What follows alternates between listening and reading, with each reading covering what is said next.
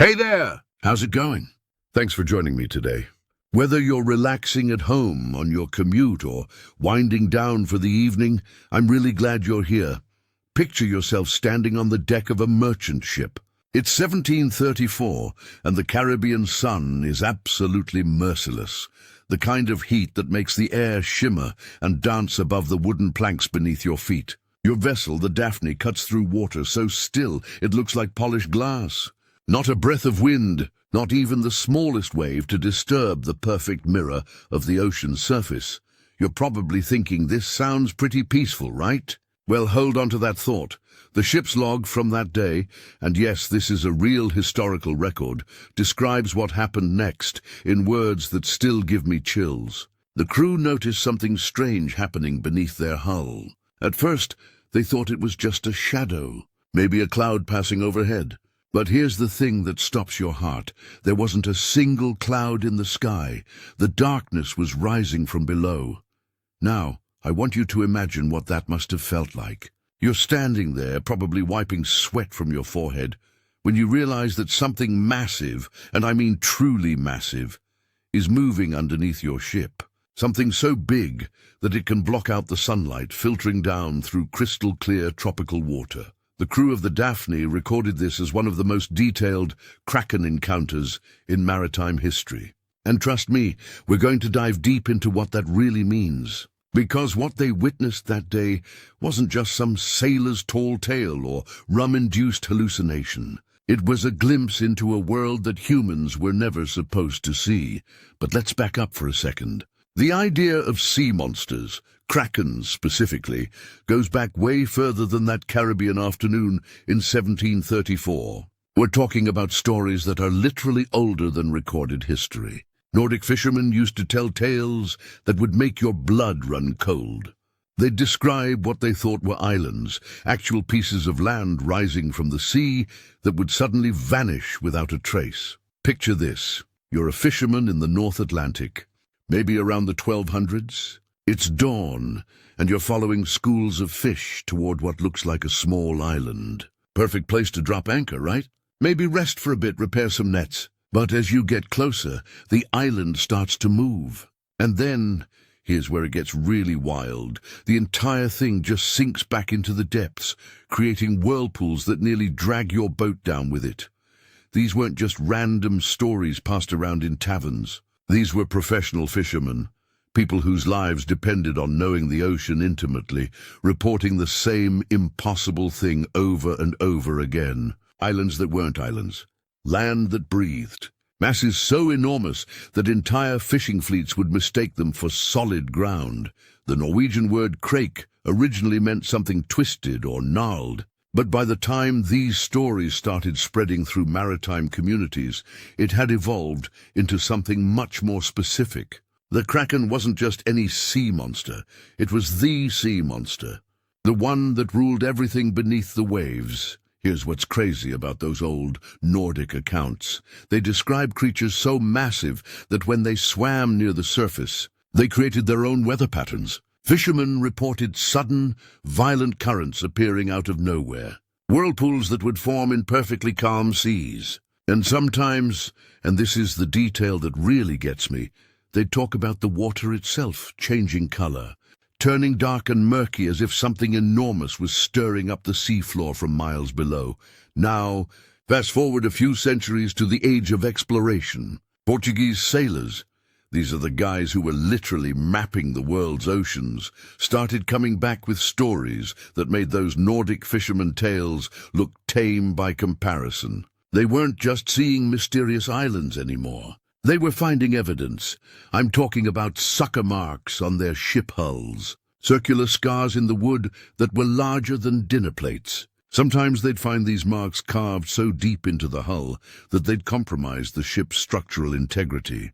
The sailors would trace these perfectly round impressions with their fingers, trying to imagine what kind of creature could leave such marks. And here's the terrifying part. The math didn't add up. If these were sucker marks, like the ones you'd find on an octopus or squid tentacle, then whatever made them would have to be absolutely colossal. We're talking about creatures that would dwarf anything in the known animal kingdom. The biggest recorded giant Pacific octopus has sucker marks about the size of a silver dollar. These Portuguese ships were carrying scars the size of wagon wheels. Think about that for a second. Just try to picture the size of the tentacle that could create a mark like that. Now imagine 8 of them, or 10, moving through the water with the kind of strength that could punch holes in seasoned oak timber like it was paper. But here's where the story takes a turn that nobody saw coming. For centuries, literally hundreds of years, these accounts were dismissed as sailor superstitions. Scientists, naturalists, maritime authorities, they all wrote off these Kraken stories as the products of too much time at sea and too much rum in the belly. The official position was simple. Large sea creatures existed, sure, but nothing approaching the size described in these accounts. The ocean was vast, but it wasn't hiding monsters. The biggest cephalopods, that's the family that includes squids and octopi, were maybe 6 or 8 feet long. Impressive, certainly, but hardly the stuff of legend. That attitude persisted well into the modern era. Even as late as the 1990s, marine biologists were confident that they had a pretty good handle on what lived in the world's oceans. Yes, there were probably some undiscovered species lurking in the deep ocean trenches, but the age of sea monsters was over. We had sonar now, submersibles, satellite imagery. If there were giant krakens out there, we would have found them by now. And then 2004 happened. Dr. Tsunemi Kubodera and Dr. Kyoichi Mori were Japanese marine biologists working in some of the deepest, most remote waters of the North Pacific. They were using cutting-edge deep-sea photography equipment, following sperm whale pods and trying to document their feeding behavior. Routine research, really. The kind of work that usually produces useful but hardly earth-shattering data about whale migration patterns and diet. What they captured instead changed everything. The first photograph of a living giant squid. Now, I need you to understand what a massive moment this was. Giant squids weren't completely unknown to science. We'd found dead specimens washed up on beaches, pieces of them in whale stomachs, that sort of thing. But no one had ever seen one alive. No one had ever documented how they moved, how they hunted, how they lived in their natural environment. The creature in Kubodera and Mori's photographs measured 43 feet from the tip of its body to the end of its tentacles. 43 feet of living, breathing proof that sea monsters were real. But here's what really stops your heart. This wasn't even a particularly large specimen. The photographs showed something that was clearly a juvenile or young adult. The proportions, the coloring, the behavior, everything suggested that this 43-foot giant was nowhere near full size, which raised a question that still keeps marine biologists awake at night. If this is what a young giant squid looks like, how big do the adults get? The answer came from an unexpected source: sperm whale stomachs. Sperm whales are the giant squid's primary predator. These whales dive deeper than any other mammal, sometimes reaching depths of over 7,000 feet, specifically to hunt giant squids in their deep ocean habitat. And when marine biologists started carefully examining the stomach contents of harvested sperm whales, they found something that defied belief: squid beaks. Now, squid beaks are made of a hard chitinous material, kind of like a parrot's beak, but much tougher. They don't decay the way soft tissue does, so they accumulate in whale stomachs like little time capsules, preserving evidence of every squid the whale has ever eaten. Most of the beaks were about what you'd expect, evidence of squids in the 10 to 20-foot range. But some of them were massive. I'm talking about beaks that, when you worked backward from their size to estimate the size of the creature they came from, suggested squid with tentacle spans of over 200 feet. 200 feet. Think about that for a moment. A creature longer than a Boeing 747, longer than most city blocks. A living animal with tentacles that could wrap around a 20-story building and still have length to spare. And here's the truly unsettling part. These massive beaks weren't rare specimens. They weren't one-in-a-million flukes. Sperm whales were encountering and successfully hunting these. enormous squids regularly enough that their stomach contents were full of evidence, which means there's an entire population of creatures out there, creatures larger than anything we've ever documented, living in the deepest parts of our oceans. Living, breeding, hunting, thriving in an environment so hostile that humans can only visit it in specially designed submarines that cost millions of dollars to build and operate. The ocean keeps its biggest secrets in the places we've never looked.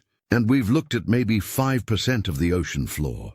Maybe less. Think about that statistic for a second. We've mapped the surface of Mars in more detail than we've mapped our own ocean floor.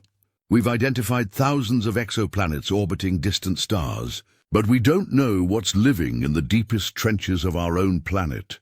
The Mariana Trench, the deepest part of the ocean, reaches depths of over 36,000 feet. That's deeper than Mount Everest is tall. At those depths, the pressure is over 1,000 times greater than at sea level. The temperature hovers just above freezing year-round. There's no sunlight. Hasn't been sunlight down there for millions of years, and yet every time we send a probe down there, we find life. Not just bacteria or simple organisms, but complex creatures that have adapted to conditions that would instantly kill anything from the surface world. So when we find evidence of squid beaks indicating creatures over 200 feet long, we have to ask ourselves, what else is down there? What other impossible things are thriving in the crushing darkness of the deep ocean? The crew of the Daphne, way back in 1734, witnessed something rising from those depths, something that blocked out the sun and moved with purpose through the crystal-clear Caribbean water. They didn't have the scientific vocabulary to describe what they saw, but they knew it was real. They knew it was massive. And they knew it was intelligent. Those Nordic fishermen who reported islands that vanished weren't hallucinating. They were seeing the tips of creatures so enormous that their bodies could be mistaken for land masses. The Portuguese sailors who found those dinner plate-sized sucker marks on their hulls weren't making up stories. They were documenting encounters with animals that evolution spent millions of years perfecting for life in the deep ocean. And those animals are still out there. Right now, as you're listening to this, there are creatures moving through the darkest depths of our oceans that would make those 43-foot giant squids look like goldfish by comparison. The question isn't whether sea monsters exist. The question is how long they've been watching us sail across the surface of their world, completely oblivious to the fact that we're not alone on this planet. Because here's the thing that really gets me. If creatures this massive and this intelligent have managed to stay hidden from human detection for thousands of years, what does that say about their capabilities? What does that suggest about their understanding of the surface world and the small, fragile vessels that cross above their domain? The ocean covers 71% of our planet's surface. It contains 99% of the space where life can exist on Earth. And we've explored less of it than we've explored the moon. Those are the numbers that should keep you awake at night. Because somewhere in that vast, unexplored darkness, patient giants are watching and waiting. They've been there since before humans learned to build ships. They'll be there long after our last vessel sails into history. The only question is, when will they decide to show themselves again? And what will they want when they do? 2 miles beneath the Pacific Ocean, where the pressure would crush a human body in less than a second, nature spent millions of years perfecting its most impossible creation. What we're about to explore together isn't just biology. It's engineering that makes our most advanced technology look like Stone Age tools. Think about this for a moment. At the depths where giant squids actually live, the water pressure reaches over 290 times what we experience at sea level. That's like having a fully loaded semi-truck pressing down on every square inch of your body, continuously, for your entire life. And yet, these creatures don't just survive down there. They thrive. They move with grace and speed that would make a Formula One race car look sluggish. They hunt with precision that puts our most sophisticated military drones to shame. How is that even possible? The answer lies in a body design so revolutionary that engineers are still trying to figure out how to replicate it. The Kraken's anatomy reads like a blueprint drawn by an alien intelligence, one that had unlimited time and resources to solve problems we didn't even know existed. Let's start with something that blew my mind when I first learned about it. Krakens don't have just one heart. They have three. Three separate hearts pumping blood through a circulatory system that doubles as a hydraulic skeleton. Picture this. Instead of having bones like we do, the entire structure of a Kraken's body is maintained by fluid pressure. It's like they're living, breathing hydraulic machines. The main heart pumps blood to the body, while two smaller branchial hearts handle circulation through the gills. But here's where it gets really wild. When a Kraken needs to move fast, those hearts can synchronize to create pressure waves that ripple through their entire body in coordinated sequences. And the blood itself? It's not red like ours. It's blue. Copper blue, to be exact, because instead of iron-based hemoglobin, Krakens use copper-based hemocyanin to carry oxygen. This adaptation is crucial for deep-sea survival, because copper-based blood actually works better in cold, low-oxygen environments. Evolution didn't just give these creatures big hearts, it redesigned their entire cardiovascular system from the ground up. But wait until you hear about their nervous system. This is where things get absolutely incredible. A Kraken doesn't have one brain controlling everything like we do. It has nine separate information processing centers working simultaneously. There's a central brain in the head that handles overall coordination, and then each of the 8 tentacles has its own independent brain that can make decisions and react to stimuli without waiting for instructions from headquarters. Now, think about what that means. Each tentacle contains around 50 million neurons. 50 million! That's more than some mammals have in their entire bodies. And these tentacle brains can operate completely independently. A Kraken can be using 2 tentacles to hunt prey in one direction, while using 3 others to explore a completely different area, and using the remaining 3 to manipulate objects or communicate with other Krakens. All simultaneously. It's like having 8 additional hands, except each hand has its own PhD in physics and can solve problems faster than any computer we've ever built. The skin is where things get really mind-bending. Kraken skin contains approximately 20 million specialized cells called chromatophores. Each one is essentially a living pixel that can change color in 1/100th of a second. 1/100th of a second. That's faster than the human eye can track. But it's not just about changing colors. These chromatophores can create patterns so complex that they essentially amount to a visual language. Imagine being able to paint words directly onto your skin and rewrite them instantly as your thoughts change. That's basically what Krakens do for communication. And the textures, the skin, can transform from smooth as glass to covered in spikes and ridges that perfectly mimic coral, rock, or even other sea creatures. The level of detail is so precise that Krakens can make themselves virtually invisible, even when you're looking directly at them. Now, here's something that's going to change how you think about intelligence. Recent research suggests that Kraken skin doesn't just display patterns, it might actually think independently. Some marine biologists believe that the chromatophore network forms a kind of distributed consciousness, where thoughts and emotions ripple across the creature's body like living murals. Picture having your thoughts written on your skin for others to read. Not just your words, but your actual emotional states, your memories, your reactions to everything happening around you. That's possibly how Krakens experience consciousness, not locked away inside a skull like ours, but displayed openly as part of their social interaction. But let's talk about the real game changer, deep-sea gigantism. This is the phenomenon that explains how creatures in the abyss grow to sizes that seem impossible by surface world standards. In the crushing darkness of the deep ocean, everything operates differently. The near-freezing temperatures slow down metabolic processes to a crawl.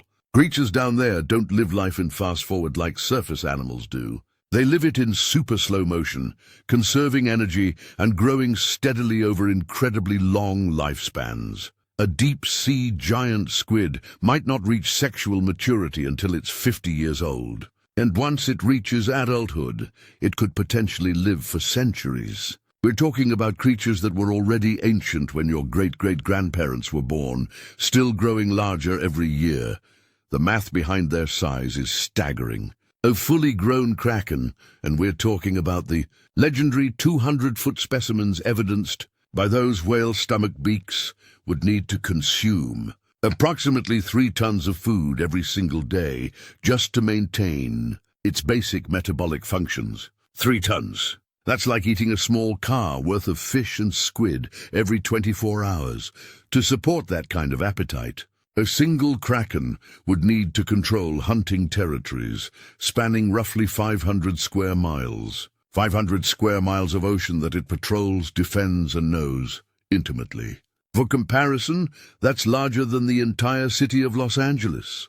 Think about the intelligence required to manage territory that vast. A kraken would need to track migration patterns of dozens of prey species, remember the seasonal movements of food sources, coordinate with other krakens to avoid territorial conflicts, and maintain detailed mental maps of underwater terrain across an area that would take days to cross, even at their incredible swimming speeds and swimming speeds. Let's talk about how these giants actually move through the water. Despite their massive size, krakens can accelerate faster than almost any other marine creature.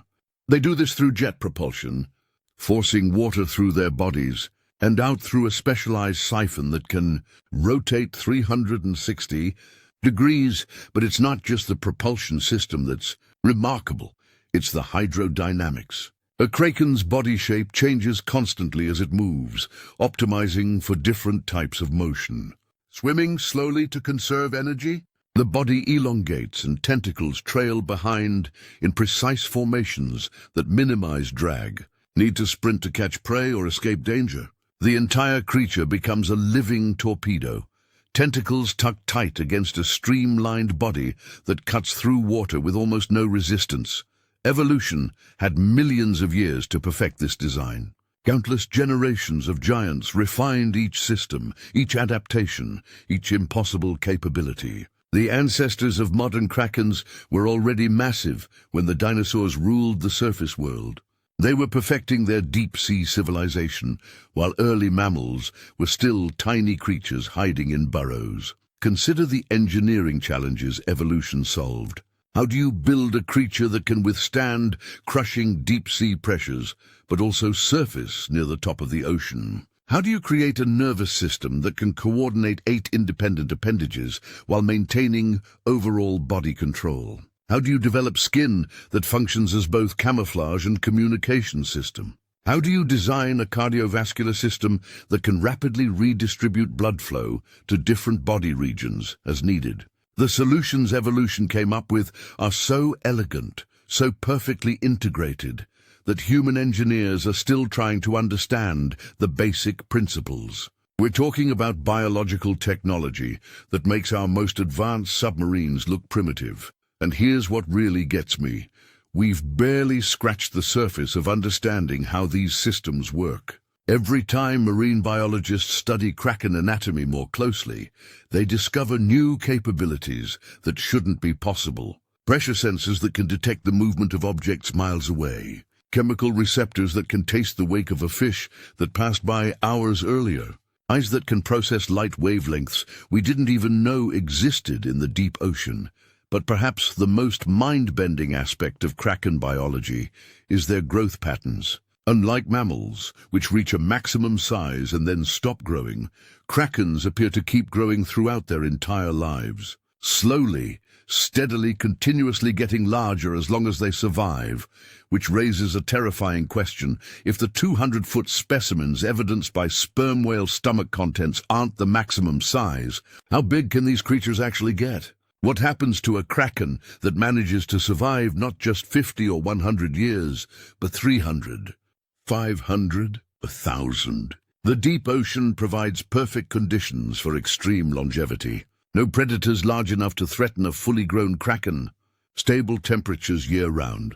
Abundant food sources in the form of deep-sea fish migrations. protection from surface storms, temperature fluctuations, and human interference. In an environment like that, with metabolisms slowed by near-freezing temperatures and no natural enemies, how long could a kraken actually live? And more importantly, how large could it grow? We might be looking at creatures that make those 200-foot giants look like juveniles. Ancient krakens that have been growing in the deepest ocean trenches for centuries, reaching sizes that would dwarf anything in the fossil record. Living mountains of muscle and intelligence, moving through abyssal plains we've never explored. And they're not just randomly wandering around down there. The sophisticated biology we've discovered suggests equally sophisticated behavior. These are creatures with complex social structures, territorial agreements, hunting strategies that require long-term planning and coordination. The blueprint for a monster, it turns out, is also the blueprint for a civilization. Which brings us to a question that should make everyone pause. If creatures this intelligent and this capable have been living in our oceans for millions of years, what kind of society have they built in the places we've never looked? What happens when evolution has millions of years to perfect not just the ultimate deep-sea predator, but the ultimate deep-sea intelligence? 7 miles down in the Mariana Trench, where the pressure could compress a human body to the size of a marble, something extraordinary has been happening for thousands of years. Something that changes everything we thought we knew about intelligence, civilization, and what it means to build a society. I need you to forget everything you think you know about how civilizations develop. Forget cities built on solid ground. Forget agriculture. Forget written language as we understand it. What we're about to explore is so fundamentally different from human society that it's like discovering that civilization itself can take forms we never imagined. The first clue came from deep-sea photographs taken by unmanned submersibles exploring the deepest parts of the Pacific. Scientists were looking for geological formations, studying tectonic activity, mapping the seafloor. What they found instead were structures, organized, purposeful arrangements that didn't match any known natural formation. At first, researchers assumed they were looking at unusual coral growth, or maybe some kind of geological phenomenon they didn't understand. But as they captured more images from different angles, a pattern emerged that made absolutely no sense from a geological perspective. These structures were built, constructed, arranged with intention and purpose. Picture this: vast vertical cities rising from the seafloor like underwater skyscrapers. But instead of being built from steel and concrete, they're constructed from whale falls and shipwrecks. Centuries of sunken vessels, from ancient wooden sailing ships to modern cargo containers, all woven together with what appears to be organic binding material. The engineering is beyond anything we thought possible for marine life. These aren't random accumulations of debris. They're carefully planned architectural marvels that extend from the seafloor all the way up to the twilight zone.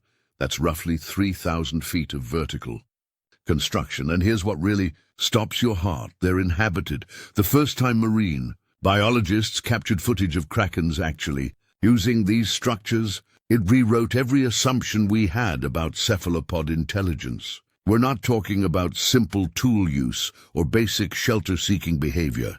This is urban planning on a scale that rivals human cities.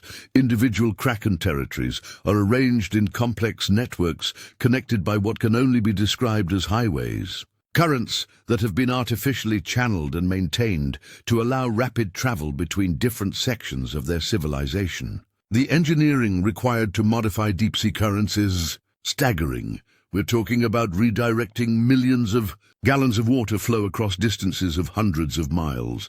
But the real revelation came when linguists started analyzing the communication patterns captured in those deep-sea recordings. What they discovered was a language more sophisticated than anything in human history. Remember those chromatophore cells we talked about, the living pixels that can change color in 1/100th of a second? Krakens use them to create what can only be described as living murals, painted directly onto their skin. But calling it painting doesn't do it justice. This is writing, speaking, and thinking all rolled into one visual symphony. A single Kraken conversation might involve patterns containing literally 1,000,000 distinct visual elements. Compare that to human language, which has maybe a couple 100,000 words in even the most comprehensive dictionaries. Krakens don't just have a larger vocabulary. They have an entirely different concept of what communication can be.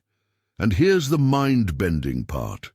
These chromatic conversations happen at light speed. A Kraken can speak a complex idea faster than you can blink. The bandwidth of information they can transmit to each other in a single second would take humans hours to communicate using spoken language. But it gets even more incredible when you realize that Kraken communication isn't just individual expression, it's collective memory storage. The patterns they create on their skin aren't just temporary messages. They're historical records. Young Krakens spend decades in nurseries, hidden within underwater caverns, learning what can only be described as skin libraries. Adult Krakens literally write the history of their people onto their own bodies, teaching the next generation by displaying chronicles that go back thousands of years. Think about that for a moment. Imagine if human history wasn't written in books, but was instead tattooed onto living people who could rewrite and update those tattoos in real time as new events occurred. That's essentially how Kraken culture preserves and transmits knowledge, and what knowledge they've preserved. These skin libraries contain detailed records of every human ship that has crossed their domain for the past 20,000 years. Every naval battle, every exploration voyage, every merchant vessel that disappeared mysteriously in deep water.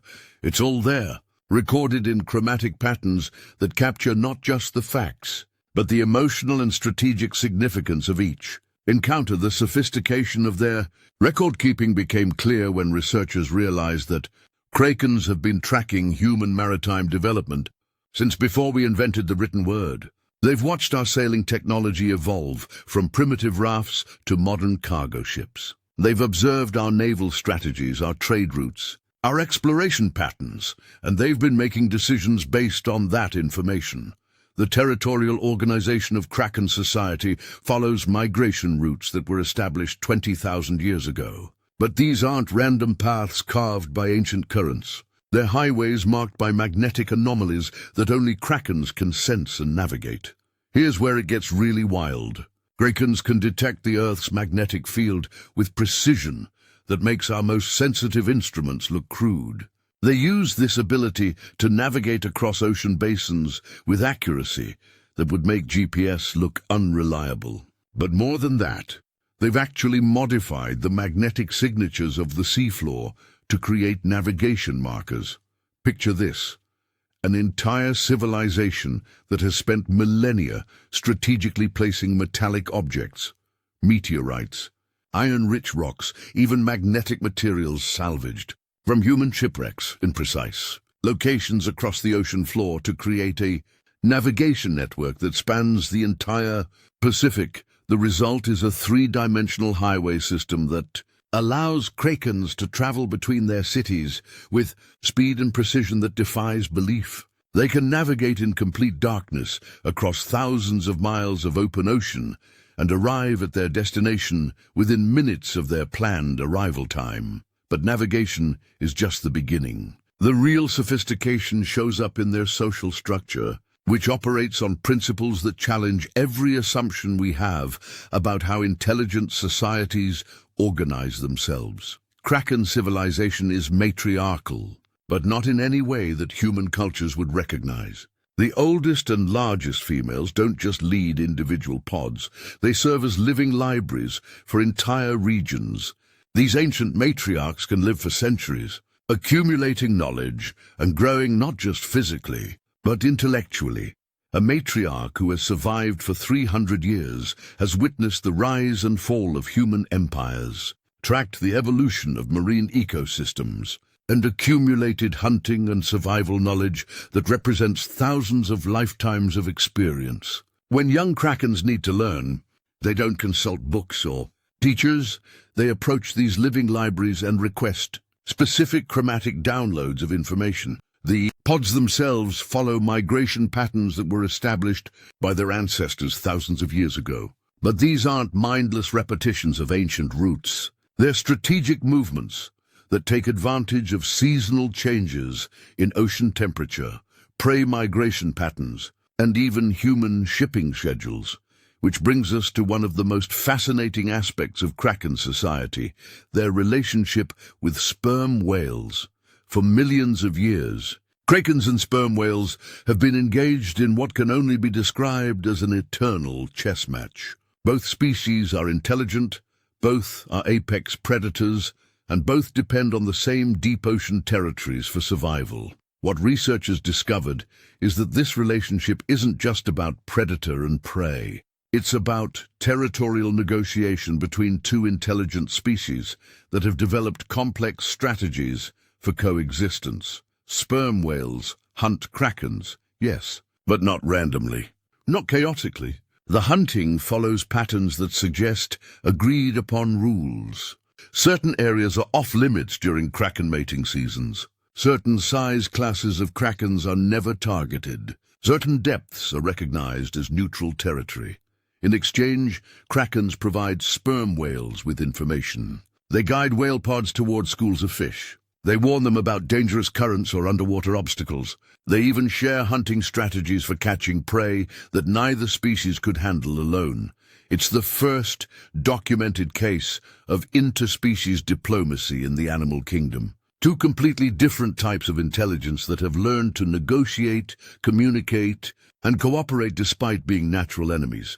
But perhaps the most stunning aspect of Kraken civilization is what can only be described as art. During seasonal gatherings, massive congregations, where hundreds of krakens from different pods come together in deep ocean amphitheaters, they perform elaborate tentacle dances that serve no practical purpose except aesthetic expression. These dances are choreographed performances that can last for hours, involving dozens of participants moving in synchronized patterns that create living sculptures in the water. The complexity rivals anything human dancers or choreographers have ever created. But it's performed in 3 dimensions by creatures whose bodies can assume shapes that would be impossible for land-based life forms. And the audiences, because that's what they are, audiences, respond with chromatic applause. Waves of color and pattern that ripple through the gathered krakens like visual music, expressing appreciation, critique, and emotional response to the artistic performance they've just witnessed. We're talking about aesthetic appreciation, cultural expression, art for art's sake, created by creatures who live in an environment so hostile that survival should be their only concern. But it's not their only concern, because they've solved the survival problem so completely, so thoroughly, that they have the luxury of developing culture, art, and social rituals that exist purely for their own sake. The implications are staggering. We're not just sharing our planet with another intelligent species. We're sharing it with another civilization, one that has been developing art, language, architecture, and social institutions for thousands of years, while we were still learning to build fires. And here's what really keeps me awake at night. This entire civilization has been watching us, recording us, making decisions about how to interact with us based on thousands of years of careful observation.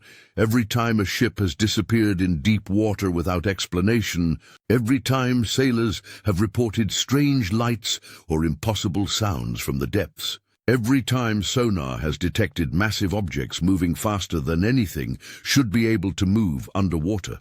Those weren't random encounters.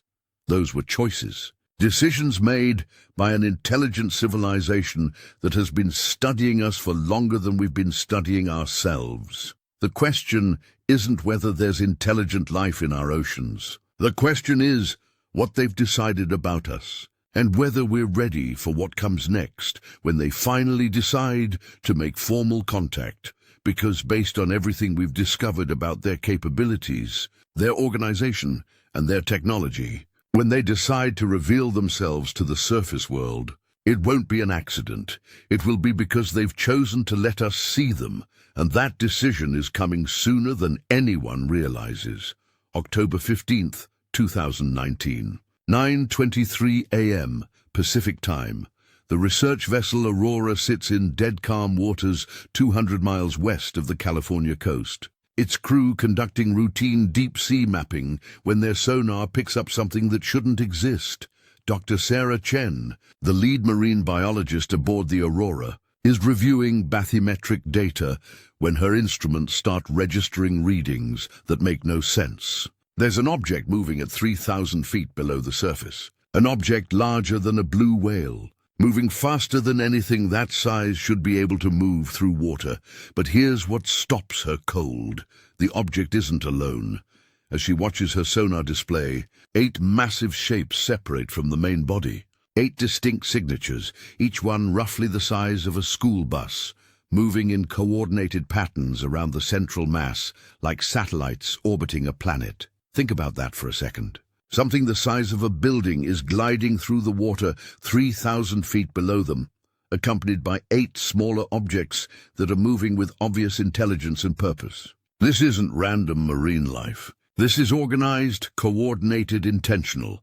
Dr. Chen's first instinct is equipment malfunction. Sonar systems can create false readings, especially in deep water. But as she runs diagnostics and calibrates backup systems, the readings remain consistent. Whatever is down there is real, it's massive, and it's moving toward the surface. 9:37 a.m. The sonar signatures begin ascending rapidly. The main object is rising through the water column faster than any submarine. Any whale, any known marine creature should be able to manage. The 8 smaller objects maintain perfect formation around it. Their movements so precisely coordinated that they have to be communicating with each other in real time.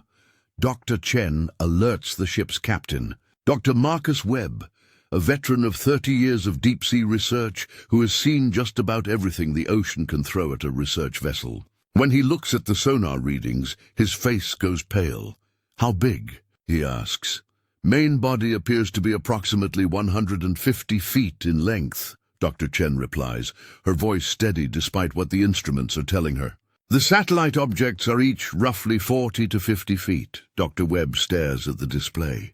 In 3 decades of marine research, he's tracked blue whales, giant squids, even military submarines.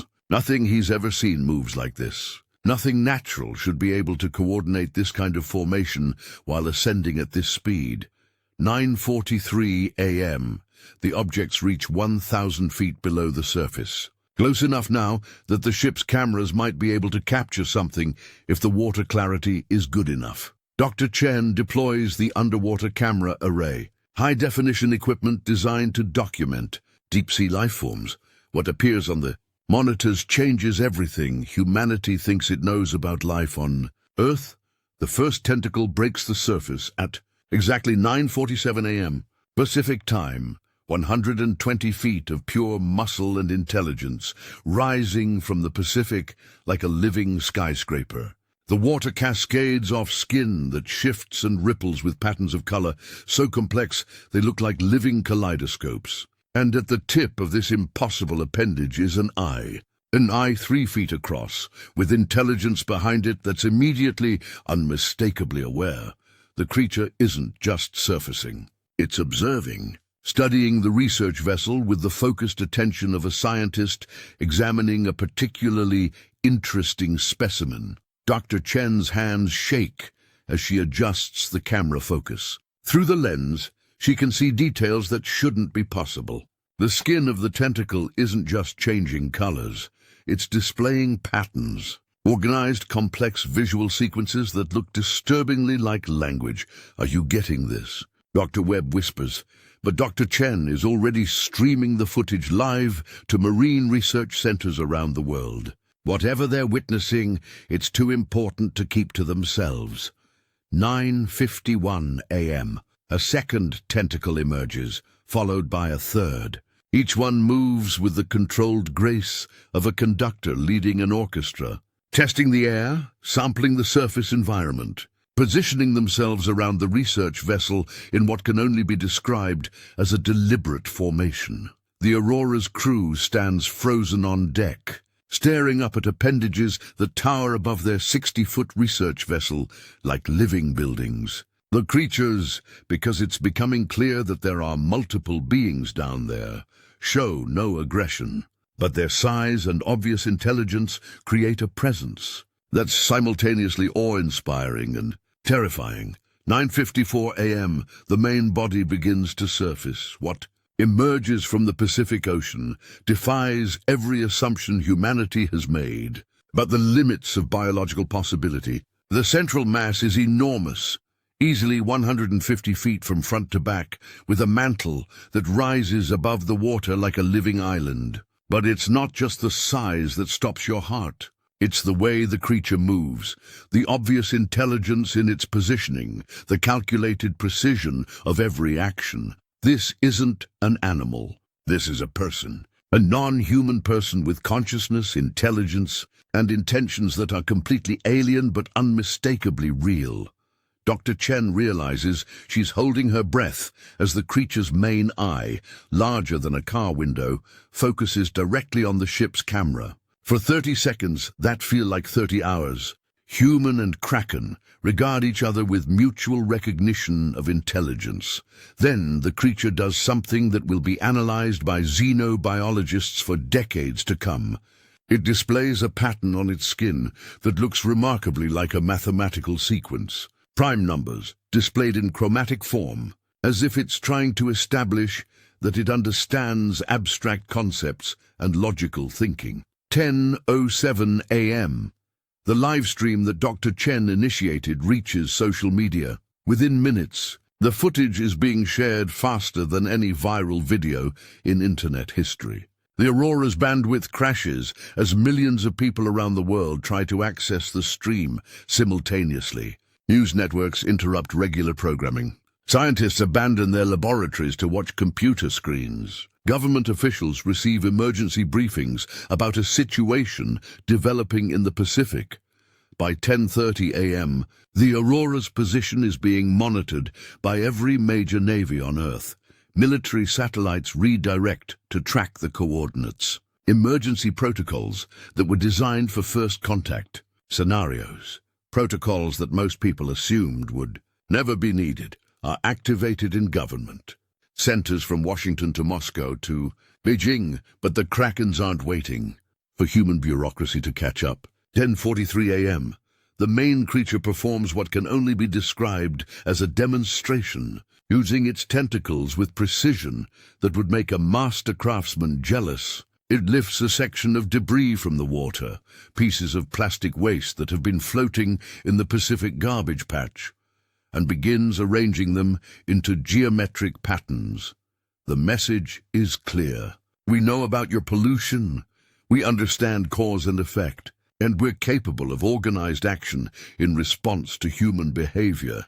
Then, as suddenly as they appeared, they vanish. 11:15 a.m. The last tentacle disappears beneath the surface, leaving the Aurora floating, alone on calm seas that show no evidence of the encounter, except for the geometric arrangement of plastic debris floating nearby. Proof that what just happened was real, but the evidence is already spreading around the globe at light speed. The stock market opens in New York 3 hours later and immediately plunges into chaos. Maritime insurance companies watch their share prices collapse as investors realize that everything they thought they knew about ocean risks just became obsolete. Shipping companies face the impossible task of explaining to their shareholders that sea monsters are apparently real and demonstrably intelligent. By nightfall, every major navy on Earth is converging on the Aurora's coordinates. The U.S. Pacific Fleet, the Russian Northern Fleet, Chinese submarines, European naval vessels, every nation with blue water capability is scrambling to reach the site of first contact. But they're too late. The Krakens are gone, vanished into depths that human technology can barely reach, leaving behind only questions that will reshape human civilization.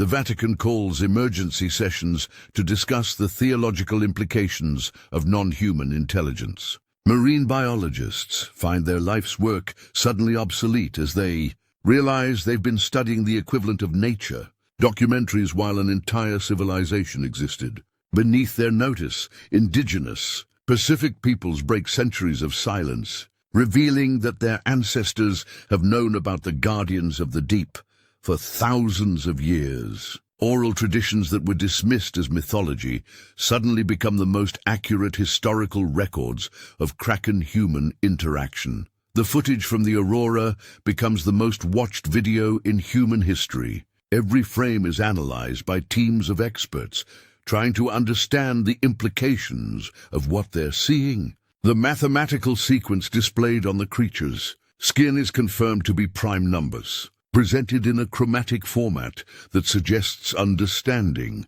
of abstract mathematical concepts. Linguists begin the impossible task of trying to decode chromatic communication. Marine biologists realize they need to completely rewrite their understanding of cephalopod intelligence. Military strategists confront the reality that Earth's oceans are controlled by beings with capabilities that make human naval power look primitive. But perhaps the most profound change happens in the minds of ordinary people around the world. Suddenly, every ocean voyage feels different. Every beach vacation carries the awareness that intelligent eyes might be watching from beneath the waves. Every shipping route becomes a journey through territory that belongs to someone else. The age of human oceanic dominance, an age that lasted for thousands of years, ends in a single morning with the emergence of a creature that makes every assumption about Earth's apex intelligence obsolete. Japan closes its entire fishing fleet within 48 hours, not because of government mandate, but because fishermen refuse to go to sea. Cruise lines hemorrhage bookings as passengers cancel trips, unable to shake the image of tentacles longer than their ships rising from the depths. Marine insurance companies declare bankruptcy as underwriters realize they've been calculating risks based on incomplete information. How do you price insurance for a cargo ship when the ocean is inhabited by beings that could sink an aircraft carrier if they chose to? Governments classify the footage, then declassify it again as public pressure becomes impossible to ignore. The footage is too widespread, too well documented, too thoroughly verified to suppress. For the first time in human history, the existence of non-human intelligence is a confirmed, undeniable fact. Religious leaders struggle to integrate the reality of Kraken intelligence into theological frameworks that assumed humans were the only sapient beings on Earth. Scientists race to redesign research protocols for studying creatures that are clearly studying them back. And, in the deepest trenches of the Pacific Ocean, ancient intelligences that have watched human civilization develop from its earliest maritime ventures finally decide that the time for hiding is over. The Aurora's encounter wasn't an accident. It wasn't a random surfacing by curious sea creatures. It was a carefully planned revelation by beings who had spent centuries deciding when and how to make themselves known to the surface world. They chose October 15th, 2019 because they had analyzed human communication technology and determined that this was the moment when their revelation would have maximum impact and minimum possibility of suppression. They chose the Aurora because Dr. Chen and Dr. Webb were respected scientists whose credibility would be difficult to dismiss. They chose the location because it put them within range of multiple naval bases, but far enough from shore to control the terms of the encounter. Every aspect of first contact was planned, calculated and executed with precision that human diplomats can only dream of achieving, which raises the most important question of all: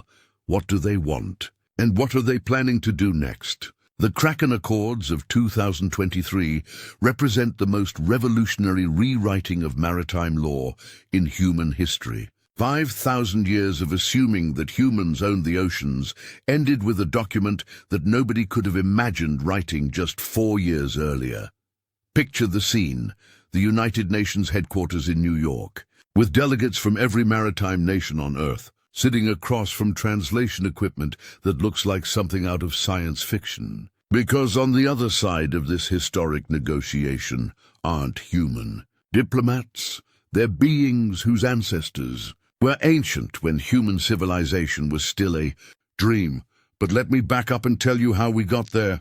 Because the path from first contact to formal diplomatic relations was anything but smooth.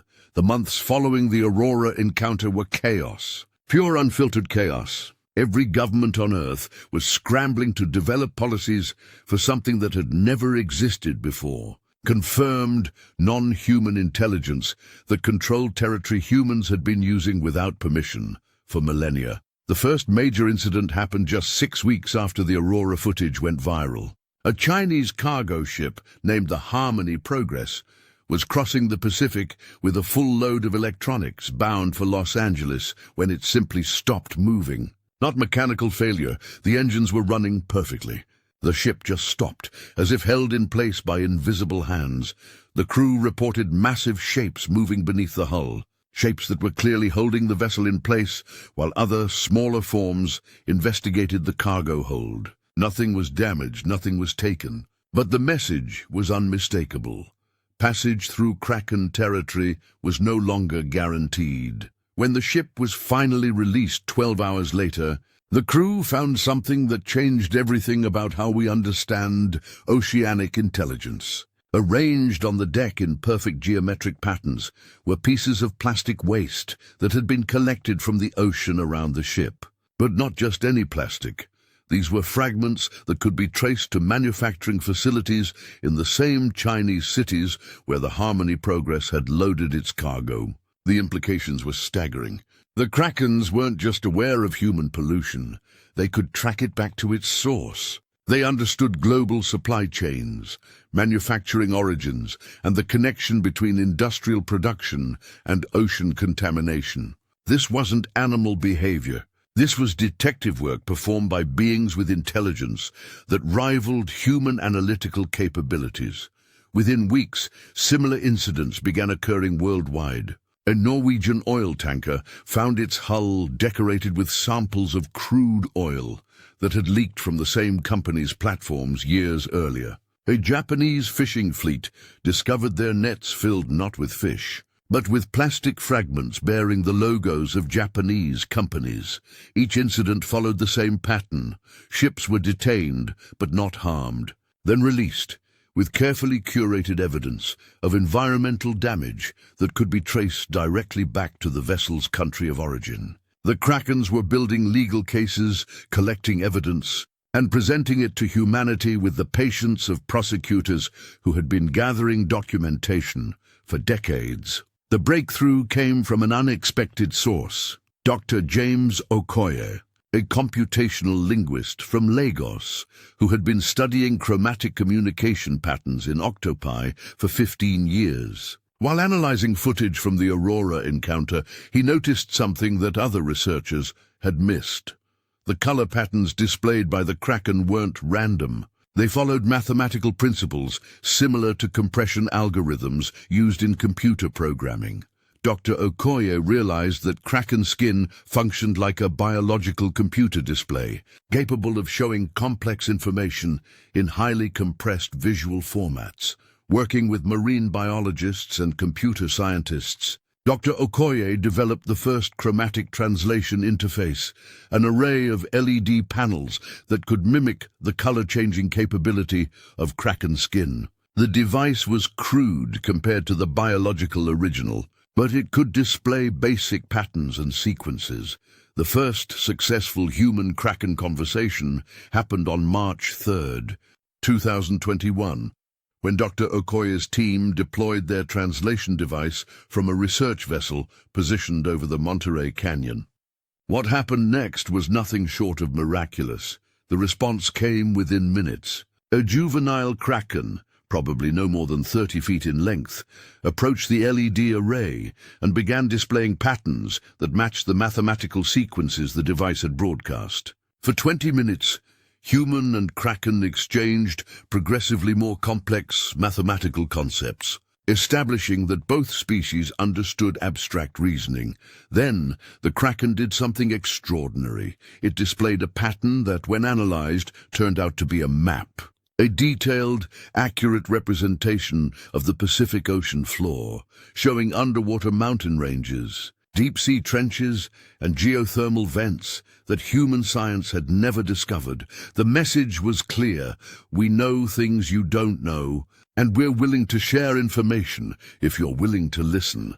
That first conversation opened floodgates. Within months, Kraken pods around the world were approaching research vessels equipped with chromatic translation arrays. Each conversation revealed new layers of Kraken intelligence and their sophisticated understanding of human activity. They knew about climate change. In fact, they had been tracking ocean temperature and acidity changes for centuries. They understood international shipping routes better than human maritime authorities. They could predict weather patterns weeks in advance based on deep ocean current changes that human science was just beginning to detect. But most importantly, they wanted to negotiate. The formal diplomatic process began when a pod of adult Krakens approached a joint scientific expedition in international waters and displayed a pattern that translated roughly to, "We need to establish rules for sharing this space." The negotiations that followed were unlike anything in human diplomatic history. Traditional diplomacy assumes that all parties share basic biological and cultural frameworks. Kraken diplomacy required inventing entirely new concepts for interspecies communication. The first challenge was establishing what each species needed from the ocean. Humans required shipping lanes for global commerce, fishing areas for food production, and access to underwater resources for industrial development. Krakens needed protection for their cities, hunting grounds for their food sources, and migration corridors for their ancient travel routes. What emerged from 18 months of painstaking negotiation was a revolutionary approach to maritime governance. Instead of humans claiming ownership of the oceans, the Kraken Accords established a shared stewardship model where both species had recognized rights and responsibilities.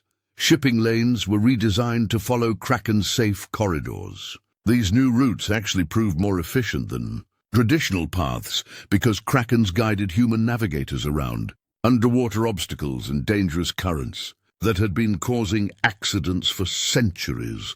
The transformation of commercial fishing was even more dramatic. Instead of humans unilaterally deciding catch limits based on incomplete scientific data, quotas were now negotiated directly with Kraken pods who could provide real-time information about fish population health and ecosystem balance.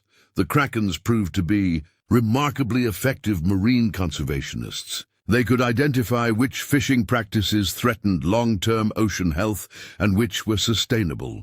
They guided fishing fleets toward species that were abundant, while steering them away from populations that were struggling. The economic benefits were immediate and substantial. Fish catches increased by 30% in the first year of Kraken-guided fishing, while bycatch, the accidental capture of non-target species, dropped to nearly zero. Krakens could identify and communicate the location of specific fish species with precision that made human sonar look primitive. The submarine industry underwent equally dramatic changes. Military submarines and deep-sea research vessels had to develop new protocols for operating in Kraken territory. The solution was bioacoustic hulls that broadcast peaceful passage signals using sound frequencies that Krakens recognized as non-threatening. These acoustic signatures became a form of underwater passport, allowing human vessels to travel through Kraken-controlled waters without triggering territorial responses. The technology was so effective that submarine accidents dropped by 90% in the first year of implementation. Offshore oil platforms faced the biggest challenges. The Gulf platform 7 incident had demonstrated that even juvenile Krakens could accidentally destroy billion-dollar industrial facilities. The solution was the development of Kraken warning systems that detected approaching cephalopods and could communicate the presence of potentially dangerous industrial equipment. But the most revolutionary change was the emergence of entirely new professions. Kraken interpreters became essential personnel on any vessel operating in deep water. These specialists underwent years of training to understand chromatic communication and could facilitate real-time conversations between human crews and Kraken individuals. Cephalopod rights lawyers emerged as a new legal specialty, handling cases where human activity conflicted with Kraken territorial claims. The legal framework they developed had to address questions that had never existed before.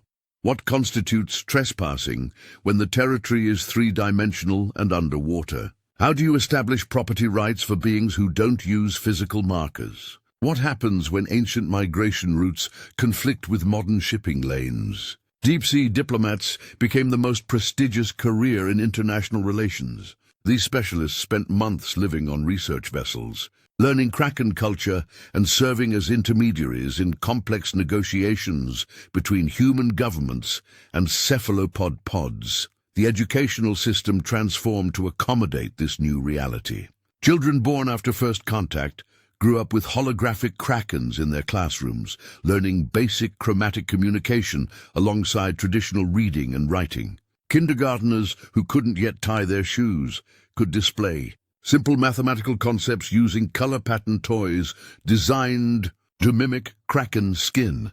Universities established departments of xenobiology and interspecies communication. Marine biology programs required courses in chromatic linguistics. International relations degrees included mandatory training in non-human diplomatic protocols. The insurance industry created the Leviathan Liability Act, a comprehensive framework for addressing damages caused by Kraken activity. The legislation distinguished between accidental encounters, where Krakens caused damage without malicious intent, and deliberate actions taken in response to human violations of territorial agreements.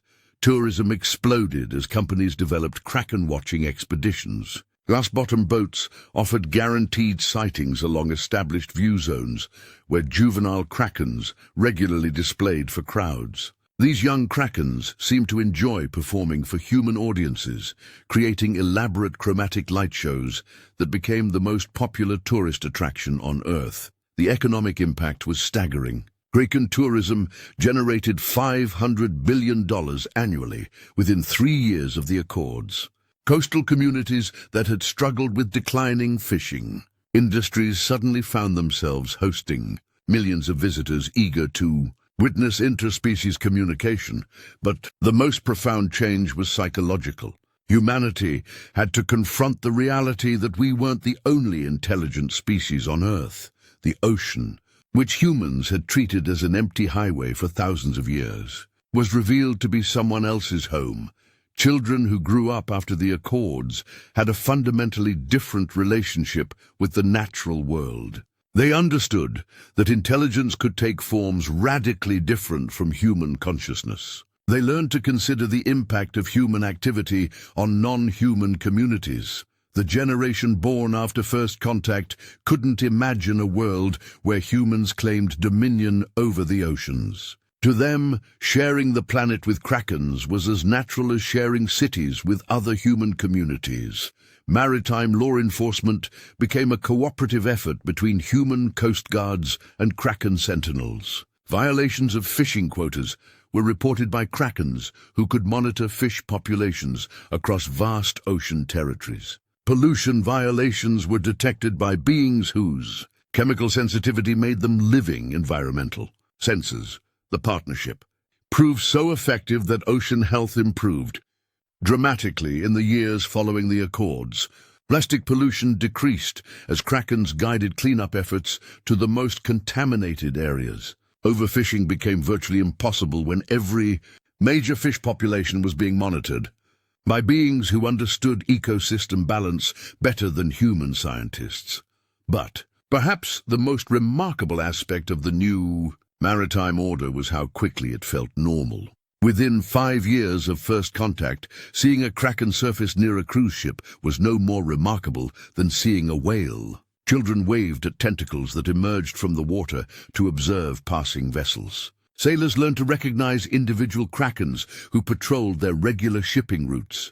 The ocean, once a vast and mysterious frontier, became a neighborhood where two intelligent species had learned to coexist. And this was just the beginning, the partnership between human and Kraken scientists that emerged in the years following the Accords created breakthroughs that reshaped human civilization in ways nobody could have predicted. When two completely different types of intelligence started sharing knowledge, the results weren't just additive, they were exponential. The first major breakthrough came from what initially seemed like a simple request. A pod of Krakens approached a research vessel in the North Pacific and displayed a pattern that translated to, "Your floating waste is damaging our nursery areas. We can show you how to eliminate it, but you must come deeper than your species has ever gone." Dr. Elena Vasquez, a marine biochemist from Barcelona, was part of the first human team to accept this invitation. Using pressure suits that pushed the absolute limits of human diving technology, her team descended to depths where no human had ever survived. What they found there changed everything we thought. We knew about biological chemistry. The Krakens led them to hydrothermal vents where bacteria lived in conditions that should have been impossible for any Earth-based life form. But these weren't ordinary bacteria. They were biological machines that could break down complex plastics and convert them into harmless organic compounds. Here's what blew my mind about this discovery. These bacteria didn't just eat plastic, they preferred it. Millions of years of evolution in the deep ocean had created microorganisms that were perfectly designed to process the exact types of synthetic materials that human industry had been pumping into the ocean for decades. The Krakens had been cultivating these bacteria for centuries, using them to clean their territory of human-made pollutants. They had essentially developed biological recycling systems that could process millions of tons of waste without any harmful byproducts. Working with Kraken biochemists, and yes, that's what they were, biochemists with intelligence that rivaled our greatest scientists. Dr. Vasquez's team learned to harvest and reproduce these bacteria in laboratory conditions. Within 2 years, they had developed ocean cleanup systems that could process plastic waste faster than humans could produce it. The economic impact was staggering. The Global Ocean Cleanup Initiative, powered by Kraken-guided bacterial systems, removed 3 billion tons of plastic waste from the world's oceans in its first 5 years of operation. Coastal nations that had spent hundreds of billions of dollars on pollution cleanup suddenly found their beaches cleaning themselves. But the bacterial breakthrough was just the beginning. Kraken tissue regeneration capabilities opened up medical possibilities that had been pure science fiction just years earlier. Krakens can regrow entire tentacles in a matter of months, not just simple appendages, but complex structures containing millions of neurons, sophisticated muscle systems, and sensory apparatus that rivals the most advanced human technology. When human medical researchers began studying this regenerative process, they discovered principles that revolutionized our approach to treating traumatic injuries. The key was understanding how Kraken cells communicate during the regeneration process. Instead of following genetic blueprints like human cells do, Kraken regeneration is guided by electromagnetic fields that coordinate growth at the molecular level. Each cell receives real-time instructions about what to become and where to position itself relative to neighboring cells. Dr. Michael Kim, a biomedical engineer from Seoul, spent 3 years working directly with Kraken medical specialists to develop human applications for this technology. The result was the first successful human limb regrowth procedure, performed on a construction worker who had lost his arm in an industrial accident. The regeneration process took 8 months, but the result was a fully functional limb that was indistinguishable from the original. More importantly, the new tissue was neurologically integrated. The patient had complete sensation and motor control, as if the limb had never been lost. Within a decade, regenerative medicine had eliminated the need for prosthetics, Spinal cord injuries became treatable.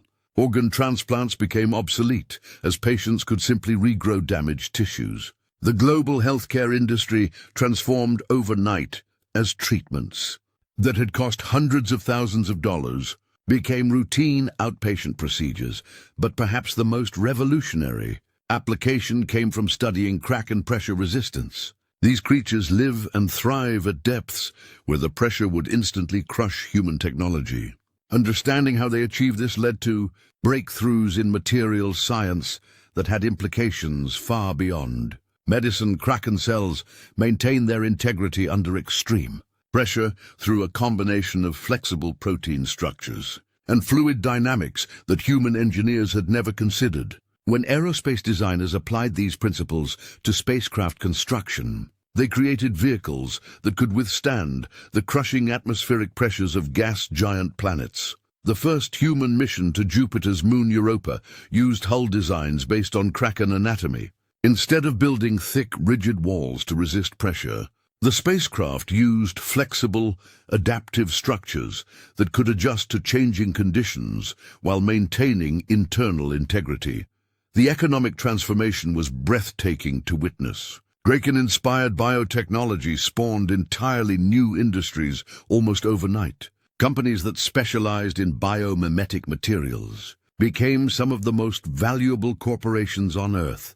Stock markets had to create new categories just to classify businesses based on interspecies technology transfer. The tourism industry alone generated over $500 billion annually. Kraken watching expeditions became the most popular vacation destination on the planet. Glass-bottom boats evolved into sophisticated underwater observation platforms that could descend hundreds of feet while maintaining surface communication. The most popular tours were the conversation expeditions, where trained interpreters facilitated real-time chromatic conversations between tourists and young Krakens.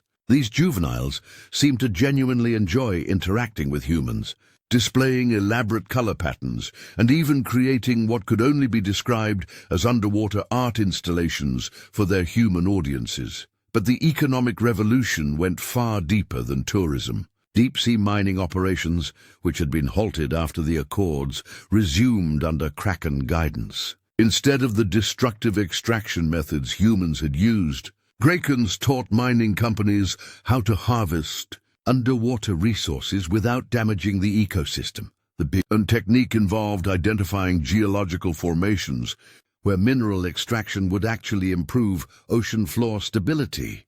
Krakens could sense earthquake risks decades in advance by monitoring subtle changes in seafloor pressure and magnetic fields. They guided mining operations to areas where resource extraction served as a form of geological maintenance, preventing underwater landslides and volcanic activity. The result was access to rare earth deposits that had been completely unknown to human geology. Materials essential for electronics, renewable energy systems, and advanced manufacturing became abundant almost overnight. The global supply chain for critical technologies shifted from land-based mining to oceanic operations, managed by human Kraken partnerships. The cultural transformation was even more profound than the economic changes. Architecture underwent a revolution as designers learned to incorporate pressure distribution principles derived from Kraken anatomy. Buildings became more flexible, more responsive to environmental changes, and dramatically more earthquake-resistant. The new architectural style, known as bioadaptive design, created structures that could adjust their internal configuration based on occupancy, weather conditions, and seismic activity. Cities began to look organic, with buildings that breathed and adapted like living organisms.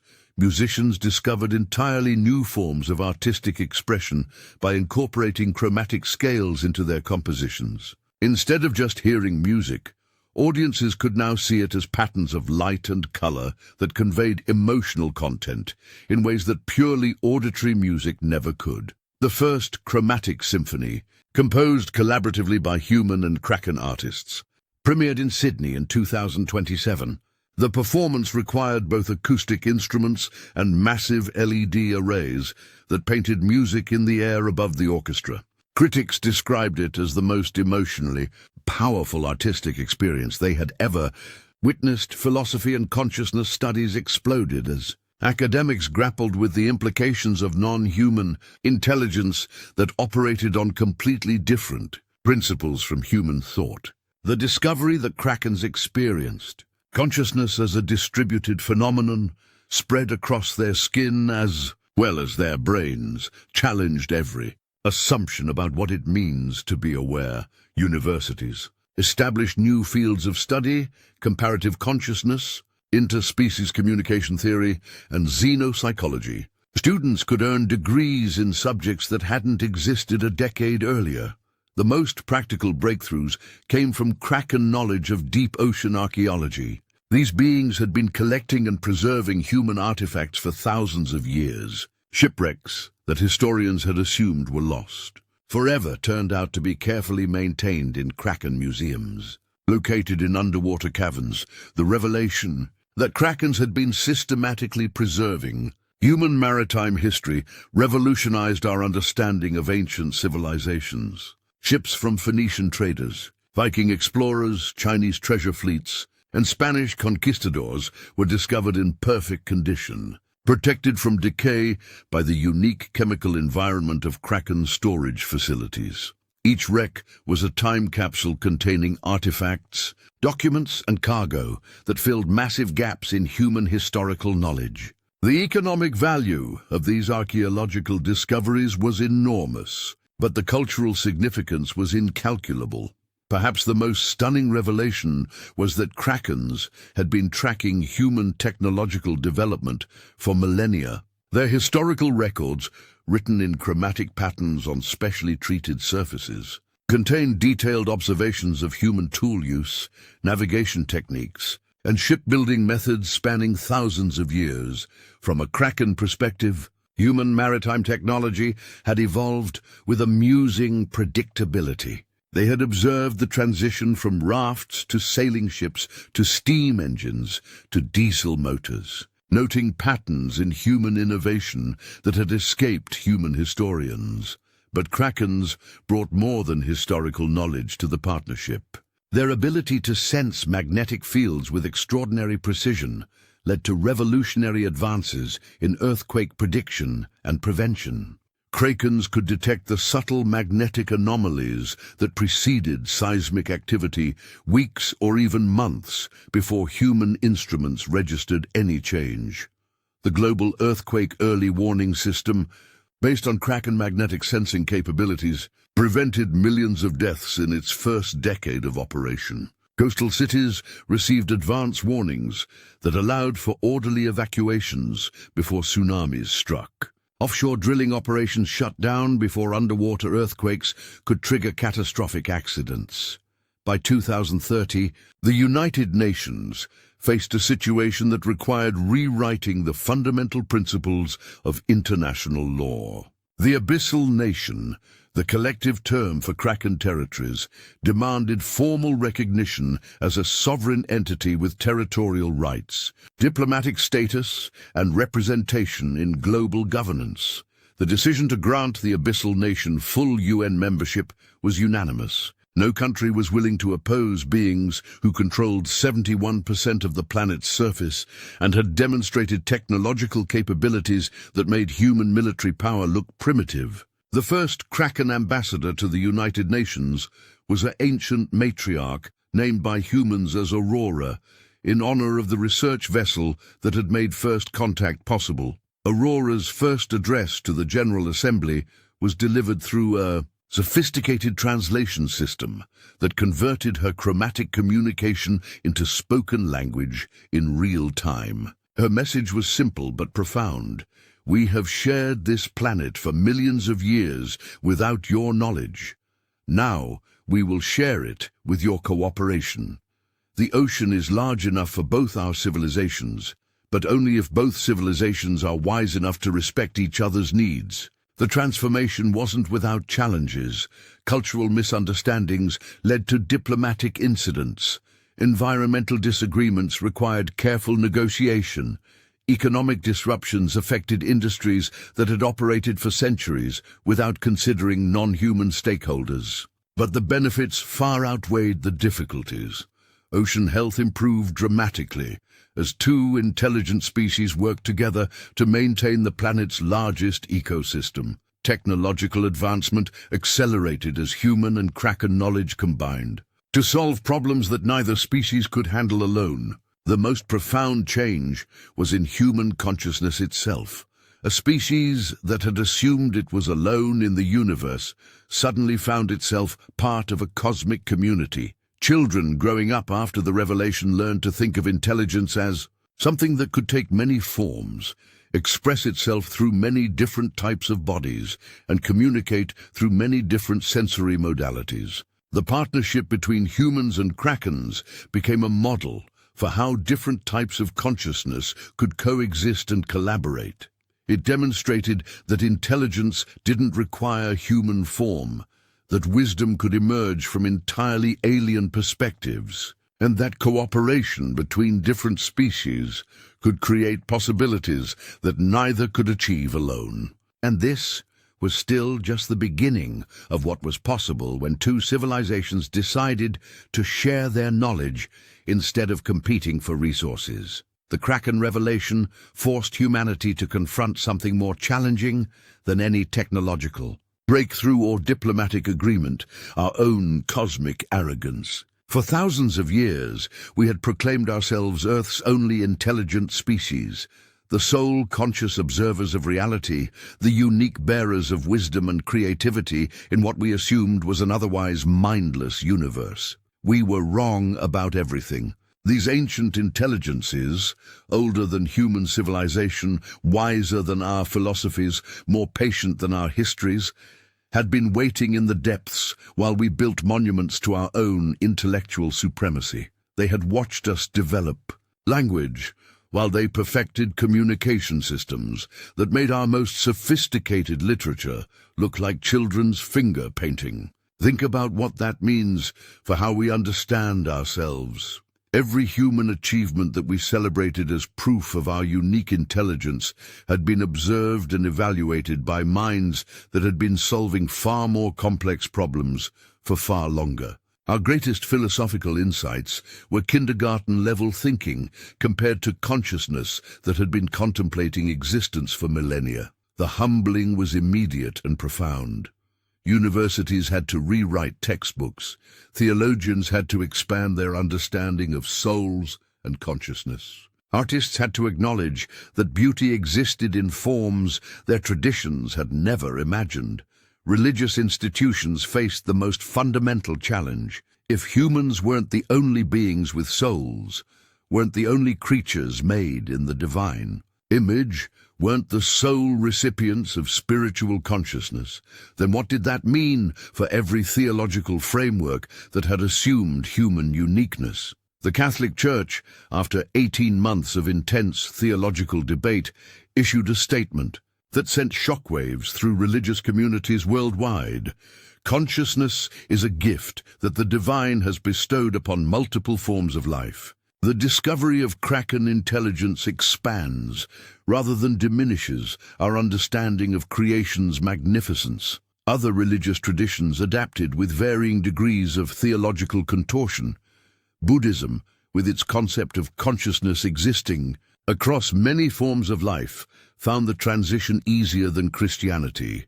Islam engaged in intense scholarly debate about whether Krakens possessed souls in the traditional sense, or represented a different category of divine creation entirely. Indigenous spiritual traditions, which had never assumed human supremacy in the first place, often adapted most easily. Many Native American tribes, Pacific Islander cultures, and African communities pointed to their traditional teachings and said essentially, "We told you so. The spirits of the deep have always been with us." But the religious revolution was just one aspect of a broader psychological transformation. Children who had once feared the dark depths of the ocean now dreamed of swimming with giants. The bogeyman became the wise teacher. Monsters became mentors. Educational psychology had to completely reimagine how young minds developed concepts of intelligence and consciousness. Children born after the revelation didn't just learn that other species were intelligent, they learned that intelligence itself was far more diverse and creative than anyone had imagined. Kindergarten classrooms introduced chromatic communication alongside traditional reading. 5-year-olds learned to express emotions through color patterns before they could write their names.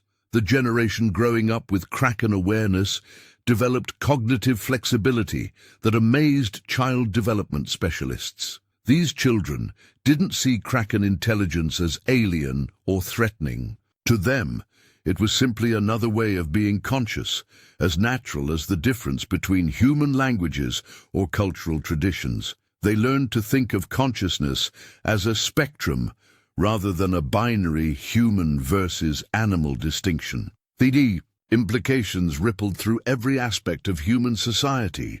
Legal systems had to grapple with questions about the rights of non-human intelligence.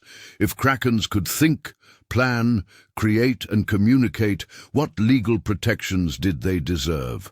What responsibilities did they have?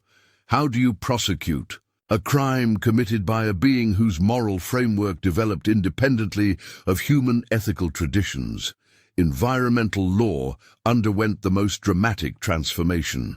The concept of pristine wilderness, areas untouched by intelligent activity, became obsolete when it was revealed that Krakens had been managing ocean ecosystems for thousands of years. What humans had considered natural was actually the result of careful cultivation by non-human intelligence. Marine protected areas expanded 20-fold as humanity recognized that we were sharing the oceans with beings who had stronger claims to most underwater territories than any human nation. The expansion wasn't just about conservation, it was about respecting the property rights of Earth's other intelligent species. Ocean exploration budgets suddenly exceeded space exploration programs by enormous margins. The logic was simple. Why spend billions searching for life on distant planets when we had barely begun to explore the intelligent civilizations in our own backyard? The search for other impossible beings intensified as scientists realized that human knowledge of Earth's biodiversity was probably incomplete in ways we couldn't even imagine. If creatures as massive and intelligent as Krakens had remained hidden until recently, what else was out there? Deep forest exploration programs launched expeditions to search for intelligent plant networks. Desert research teams investigated whether sand dune systems might harbor forms of mineral-based consciousness. Arctic scientists looked for signs of intelligence in ice formations that might represent extremely slow-thinking, crystalline minds. The discovery protocols developed for potential non-human intelligence became standard scientific practice. Every unusual pattern, every unexplained phenomenon, every system that showed signs of organization or purpose was investigated with the assumption that intelligence might take forms we had never considered, and discoveries came quickly. Mycorrhizal networks in old-growth forests showed communication patterns that suggested information processing capabilities rivaling computer networks. Certain bacterial colonies demonstrated problem-solving behaviors that looked disturbingly like deliberate planning. None of these discoveries reached the level of confirmed intelligence that Krakens represented, but they fundamentally changed how scientists approached the study of complex systems. The question was no longer whether intelligence existed in non-human forms, but how to recognize it when it operated according to principles completely different from human consciousness. The philosophical implications kept academic communities busy for decades. If intelligence could emerge from cephalopod neural networks distributed across tentacles and skin, what other substrates might support consciousness? Could intelligence exist in quantum fields, in electromagnetic phenomena, in gravitational interactions? The hardest lesson was accepting how little we actually knew about our own planet. Earth, the world we thought we understood, turned out to be a cosmic stranger. We had mapped less than 5% of the ocean floor. We had studied even less of the deep biosphere. We had no idea what forms of consciousness might exist in environments we had never seriously explored, but perhaps the most profound change was in how we thought about loneliness. For all of human history, we had assumed we were alone, the only conscious observers in a vast, mindless universe. The discovery of Kraken intelligence didn't just prove we weren't alone on Earth. It suggested that consciousness might be far more common, far more diverse, and far more wonderful than we had ever dared to hope. Children growing up in the post-revelation world developed a fundamentally different relationship with nature. They didn't see the natural world as a collection of resources to be exploited or obstacles to be overcome. They saw it as a community of different types of minds, each with its own perspective, its own wisdom, its own right to exist and flourish. The generation born after first contact couldn't imagine claiming ownership over other conscious beings. They learned to ask permission before entering unfamiliar ecosystems. They developed protocols for respectful interaction with forms of intelligence they didn't yet understand. Marine biology transformed from a study of interesting animals into a form of anthropology, focused on non-human cultures. Researchers spent years learning to communicate with different Kraken pods, discovering that regional variations in chromatic language were as complex as human dialects. Each pod had its own cultural traditions, its own historical narratives, its own artistic styles. Some Krakens specialized in mathematical concepts that human scientists were still trying to understand. Others focused on ecological management techniques that could restore damaged ecosystems in ways that purely technological solutions couldn't match. The most patient Krakens became teachers, working with human students who spent decades learning to think in chromatic patterns. These interspecies mentorships produced insights that neither human nor Kraken minds could achieve independently. Dr. Sarah Chen, the marine biologist who had been aboard the Aurora during first contact, spent her later career studying under an ancient Kraken matriarch who had been observing human maritime activity for over 3 centuries. The knowledge transfer that resulted from this partnership revolutionized human understanding of ocean dynamics, weather prediction, and ecosystem management. But the most important lesson was humility. Humans learned to approach the unknown with curiosity rather than the assumption of dominance. We learned to look for intelligence in forms we hadn't imagined, to listen for wisdom in voices we hadn't learned to hear, to find beauty in expressions of consciousness that challenged every aesthetic tradition we had developed. The ocean, once humanity's highway, became our university. Every voyage became a learning expedition. Every interaction with marine ecosystems carried the awareness that we were guests in someone else's home. The lesson reverberated through generations. Earth's greatest wonders weren't distant stars, but the mysteries beneath our waves, where patient giants had been waiting to remind us that humans are neither alone nor supreme. Wonder, it turned out, wasn't found by looking up at the cosmos, but by looking deeper into the world we thought we already knew. The monsters we had feared became the teachers we desperately needed, showing us that intelligence, consciousness, and wisdom were gifts that the universe had distributed far more generously than we had ever dared to believe. And in learning to respect the minds of the deep, we finally learned to see our own planet clearly, not as humanity's inheritance, but as a shared home where many forms of consciousness could flourish together, each contributing its own unique perspective to the grand conversation of existence. The age of human dominance was over. The age of conscious collaboration had begun.